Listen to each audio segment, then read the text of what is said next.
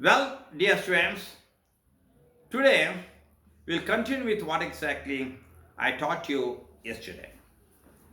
Yesterday at the end, I told you that I would talk something about the history of trigonometry.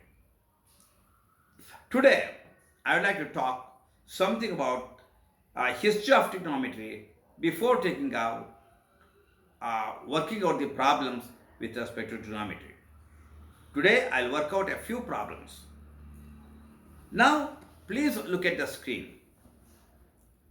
The creator of trigonometry is said to have been the Greek mathematician of the 2nd century BC,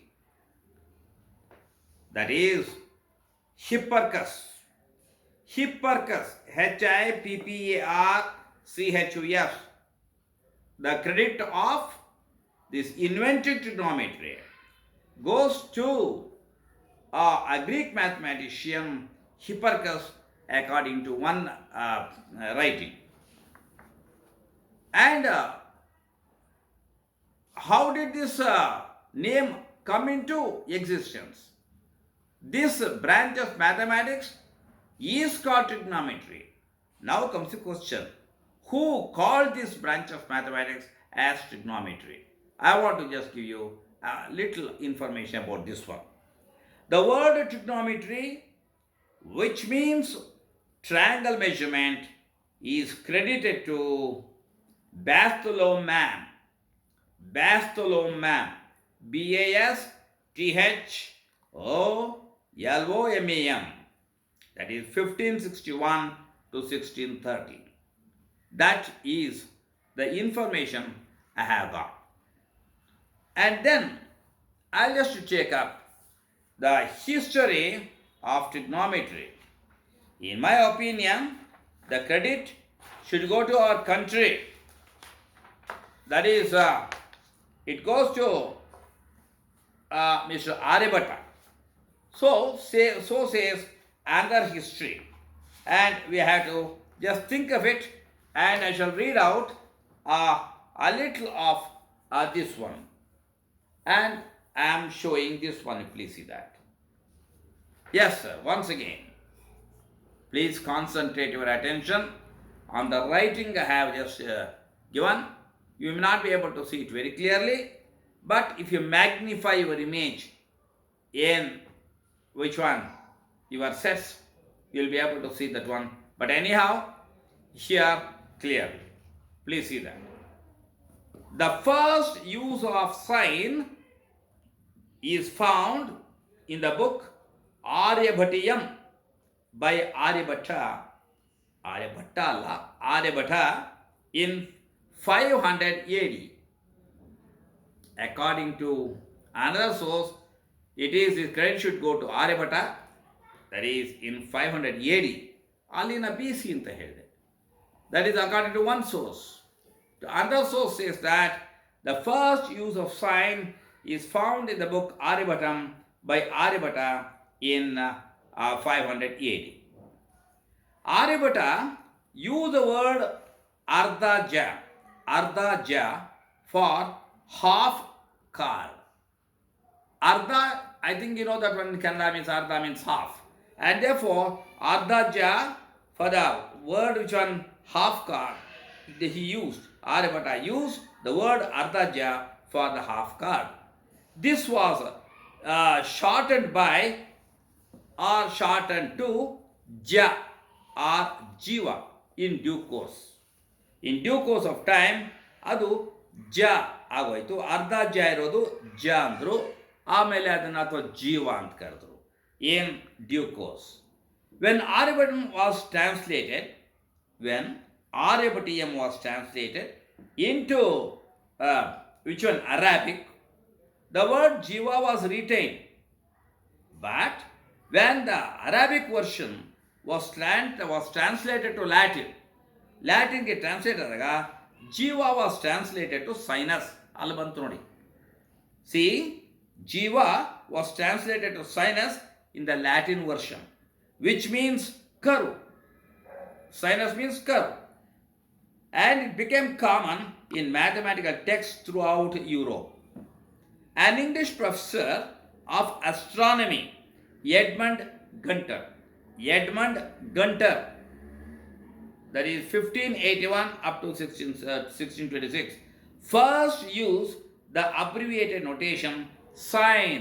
SIN ಇದೆಯಲ್ಲ ಅದನ್ನು sine ಅಂತ ಉಪಯೋಗಿಸ್ತವನು Edmund Gunter, that is English professor of astronomy.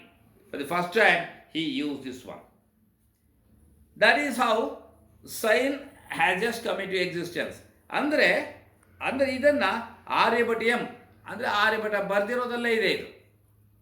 ಅದನ್ನು ಆಮೇಲೆ ಬೇರೆಯವ್ರು ತೊಗೊಂಡ್ರು, Arabic ತೊಗೊಂಡ್ರು.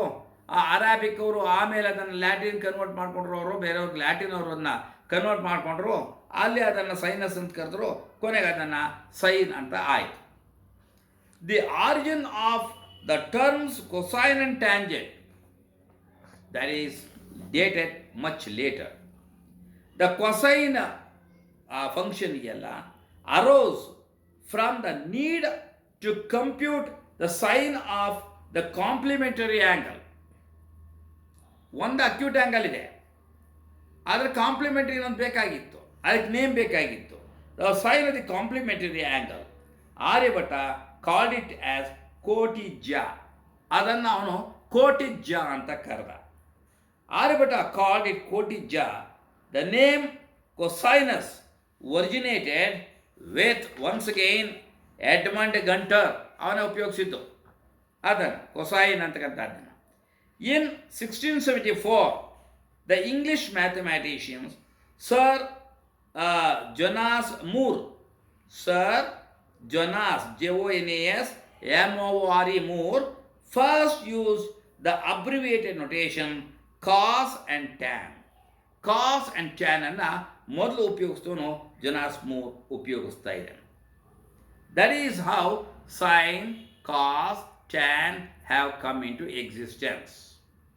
And then, now Bhaskaracharya just says something about this trigonometry. What does it say? I read it. The Acharya, the moment Acharya, I say that is a Sanskrit word which means Guru. The Acharya title in astronomy is offered on him who has acquired sufficient knowledge of trigonometry. ನೋಡಿ, ಅವ್ರನ್ನ ಆಚಾರ್ಯ ಅಂತ ಕರಿತಾ ಇದ್ರು. ಯಾರಿಗೆ sufficient knowledge of trigonometry ಇದ್ರು, because the most intelligent branch of mathematics is which one trigonometry. ಯಾರ್ಯಾರ knowledge ಇದೆಯೋ ಅವ್ರನ್ನ ಆಚಾರ್ಯ ಅಂತ ಒಪ್ಕೊಳ್ಳೋರು. That means, again I repeat, the Acharya, that is Guru title in astronomy, is offered on him, yarge, who has acquired sufficient knowledge of trigonometry. Yake sir andre, early astronomers used trigonometry to find out distances of stars and planets from the earth. ಈ ಟ್ರಿಗ್ನೋಮೆಟ್ರಿನ inaccessible distance ಇರತಕ್ಕಂಥನ್ನ ಕಂಡುಹಿಡಿಯೋಕ್ಕೆ ಉಪಯೋಗಿಸ್ತಾ ಇದ್ರು. This is the short history of which one, what shall I say, trigonometry. Okay, my dear students, now you understood that. The credit should just go to India also. ಯಾಕೆಂತಂದರೆ ಆರ್ಯಭಟಿಯಂ ಬರೆದಿರೋ ಪುಸ್ತಕ, ಅದು ಆರ್ಯಭಟ ಬರೆದಿರ್ತಕ್ಕಂಥ ಪುಸ್ತಕ. ಅದರಲ್ಲಿ first time ಅದನ್ನು ಉಪಯೋಗಿಸಿದ್ದಾರೆ. ಆ sign ಅಂತಕ್ಕಂಥದ್ದನ್ನು, ಅದನ್ನು ಜೀವ ಜ ಅಂತದ್ದು, ಅದನ್ನು ನಮ್ಮ ಸೈನಸ್ ಅಂತ ಮಾಡಿಕೊಂಡ್ರು. ಬಟ್ ಅದೇ ಕೋಟಿಜ್ಜ, ಆಮೇಲೆ ಅದನ್ನು ಅವನು ಕಾಸ್ಗೆ ಕೋಟಿಜ್ಜ ಅಂತ ಉಪಯೋಗಿಸ್ಕೊಂಡ. ಅದನ್ನು ಒನ್ಸ್ ಅಗೇನ್ ಕಾಸ್ ಆ್ಯಂಡ್ ಟ್ಯಾನ್ನ ಹೇಗೆ ಮಾಡಿದ್ರು ಅಂತ ಹೇಳಿದ್ದೀನಿ ನಾನು. So much about the history of what shy say trigonometry. ನಮ್ಮ ಭಾರತದಲ್ಲಿ ಎಲ್ಲವನ್ನು ಕಂಡುಹಿಡಿದಿದ್ದಾರೆ. That is also another point. So ನಮ್ಮ ಇದನ್ನು ಪೈಥಾಗರಸ್ ಥಿಯರಮನ್ನು, ಬೋಧಾಯನ ಥಿಯರಮ್ ಅಂತ ಇವತ್ತಿಗೂ ನಮ್ಮ ಉತ್ತರ ಭಾರತದಲ್ಲಿ, ನಾರ್ತ್ ಇಂಡಿಯಾದಲ್ಲಿ ಅದನ್ನು ಬೋಧಾಯನ ಥಿಯರಮ್ ಅಂತ ಇವತ್ತು ಟೀಚ್ ಮಾಡ್ತಾ ಇದ್ದಾನೆ. Because it was Baudhayana who just found out that one, who found out that particular truth, that is right angle triangle. In a right angle triangle, the square and the hypotenuse is equal to sum of the squares and the other two sides ಇದೆಯಲ್ಲ, ಆ ಕಾನ್ಸೆಪ್ಟನ್ನು ಕಂಡುಹಿಡಿದನು ನಮ್ಮವನು Baudhayana. But ನಮ್ಮಲ್ಲಿ ಬರೆಯೋಕ್ಕೇನು ಇರ್ತಿಲ್ಲ, paper ಅವೆಲ್ಲ ಯಾವುದೂ ಇತ್ತಿಲ್ಲ. ಆದ್ದರಿಂದ ನಮಗೆ ಅದು ಬರಲಿಲ್ಲ ಆ credit. The credit should go to Bodhayana. ಎಲ್ಲ ಮಾಡಿದ್ದಾರೆ. ಐ ಹೋಪ್ ಎಲ್ಲ they are made researchers and they have come to know that it was Bodhayana who just found out the term for the first time. So the credit should go to which one? India own. Okay, ಎಷ್ಟು ಮಾತಾಡಿದ್ರು ಅಷ್ಟೇ. Now coming to the problems in trigonometry. I shall just take up now a few problems. Now please write down. Now I am just showing. Can you see that? I think you can see that one. You can see. I think you can see that. ಮೂರು triangle ಇದೆ. First ಬರ್ಕೊಳ್ಳಿ. You please understand ಕಾಣ್ತಾ ಇದೆ ನಿಮಗೆ. ಮೊದಲನೇದು triangle A B C ಹಾಕಿದ್ದೀನಲ್ಲ, right angle. All the three triangles are right angle triangles. A B C ಅಂತ ಹಾಕಿದ್ದೀನಿ. I think right angle at B. ಎರಡನೇದನ್ನು ಪಿ ಕ್ಯೂ ಆರ್ ಅಂತ ಹಾಕಿದ್ದೀನಿ, again at right angle at Q. And last ಒನ್ನ D E F ಅಂತ ಹಾಕಿದ್ದೀನಿ, right angle at E. Different measurements ಕೊಟ್ಟಿದ್ದೀನಿ, ನೋಡಿ ಕಾಣ್ತಾ ಇಲ್ಲಿ ಡಿಫ್ರೆಂಟ್ ಮೆಷರ್ಮೆಂಟ್ಸ್ ಕೊಟ್ಟಿದ್ದೀನಿ. Just you practice that. Right find sine A and cos a in the sine a, cos a and tan a in all these triangles ಅಂತ ಕೇಳಿದ್ದೀನಿ. Just give the practice ಅಷ್ಟೇ. Sine a ಅಂತ ತಕ್ಷಣ ಯಾವ್ದು ಬರೀಬೇಕು ನೀವು? Opposite side by ಹೈಪಾರ್ಟ್ನ್ಯೂಸ್ ಬರೀಬೇಕು. ಅಂದರೆ ಮೊದಲನೇ ಟ್ರಯಾಂಗಲ್ ಎಷ್ಟಾಗುತ್ತೆ ಅದು? ಅದರಲ್ಲಿ 24/25 ಆಗುತ್ತೆ. ಅಲ್ಲಿಗೆ cos theta, that is acute angle. Cos theta value ಎಷ್ಟಾಗುತ್ತೆ? 15/25 ಆಗುತ್ತೆ. ಥರ್ಡ್ ಟ್ರಯಾಂಗಲಲ್ಲಿ ವಾಟ್ ಈಸ್ ಸೈನ್ ಥೀಟಾ? 10/25 ಆಗುತ್ತೆ. Are you able to follow? Opposite side by hypotenuse. Just give practice ಅಷ್ಟೇ. ದೆನ್ ಎರಡನೇ ಟ್ರಯಾಂಗಲಲ್ಲಿ ಆಯಿತು. ಎರಡನೇ ಇದರಲ್ಲಿ what is sine theta? Sine theta is 15/25. ಹೌದಾ? 15/25. And then I am sorry, ಮೊದಲು 24 ಹೇಳಿದೆ ಅಂತ ಕಾಣ್ತಲ್ಲ ನೋಡಿ. First triangle, I am sorry again I go back. Sign ಥೀಟಾಗೆ ಏನಂತ ಇದೆ ಇಲ್ಲಿ ನನಗೆ ಹೇಳಿದೆ? 24/25 ಹೇಳಿದೆ, ಹೌದಾ? ಆಮೇಲೆ ಎಲ್ಲಾದ್ರೂ ನಾನು ಸೈನ್ ಗೊತ್ತಿಲ್ಲ, ನಾನು ಹೇಳಿದ್ದು ಇದಾಗಿದೆ. Cos theta is 7/25. And tan theta, what is tan theta? 24/7. ಅದು ಫಸ್ಟ್ ಟ್ರಯಾಂಗಲ್ ಆಯಿತು. ಎರಡನೇ ಟ್ರಯಾಂಗಲ್ಲಿ sine theta, cos theta, tan theta ಏನಾಗುತ್ತೆ? ದಟ್ ಈಸ್ 7/25 ಮೊದಲನೇದು. ಎರಡನೇದು ಏನಾಗಿದೆ?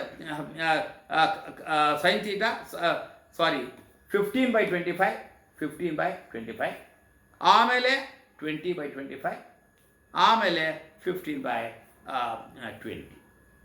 ಮೂರನೇ ಟ್ರಯಾಂಗಲ್ ಸೈನ್ ಥೀಟಾ ಆಗುತ್ತೆ 10/25 ಆಗುತ್ತೆ. ನೆಕ್ಸ್ಟು 24/25 ಆಗುತ್ತೆ. ಟ್ಯಾನ್ ಥೀಟಾ ಆಗುತ್ತೆ 10/24 ಆಗುತ್ತೆ. ಇದು ನೋಡ್ಕೊಳ್ಳಿ, ಏನು ಕಷ್ಟ ಆಗೋದಿಲ್ಲ.